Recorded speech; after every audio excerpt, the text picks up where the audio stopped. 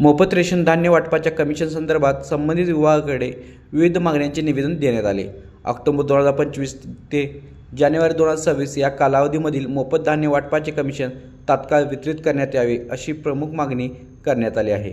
कोल्हापूर जिल्ह्यातील रस्त्यावरील रेशन दुकाने बहुसंख्येने संस्थात्मक स्वरूपाची असल्याने मार्च महिना हा आर्थिक वर्षाचा अखेरचा महिना ठरतो। लेखाजोखा, ऑडिट, नफा तोट्याची नोंद आणि वाढणारे खर्च यामुळे दुकानदारावर आर्थिक ताण येतो। अशा परिस्थितीत कमिशन वेळेत मिळाल्यास संस्थांना आर्थिक स्थैर्य मिळून सहकार्य होईल। यामुळे रेशन धान्य दुकानदार, वाटपदार अडचणीतून बाहेर येईल।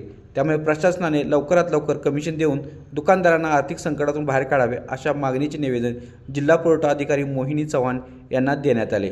यावेळी जिल्हाध्यक्ष डॉक्टर रवींद्र मोरे, शहराध्यक्ष राजेश मंडलिक, गजानन हवालदार, श्रीपती पाटील, पांडुरंग सुभेदार, दीपक शिराळे, अरुण शिंदे, अरुणा सूर्यवंशी, इंदुताई मिरजकर, सरिता हरगुले, आदित्य दावणे, बंडा सावेकर, SK शेवणी, यावेळी सहाय्यक पुरवठा अधिकारी लक्ष्मण माने, लेखा अधिकारी दिलीप कलकुटकी तसेच पुरवठा निरीक्षक अक्षय ठोंबरे उपस्थित होते।